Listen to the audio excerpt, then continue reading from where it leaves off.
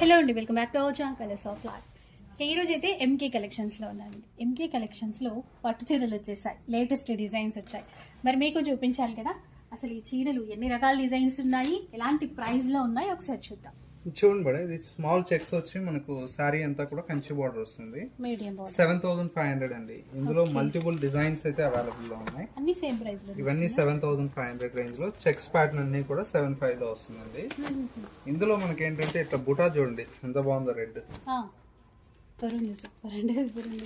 ఇవన్నీ 6500 రేంజ్ అండి. బూటా ప్యాటర్న్ అయితే 65, చెక్స్ ప్యాటర్న్ అయితే 75. ఇందులో స్మాల్ బార్డర్ చూడండి.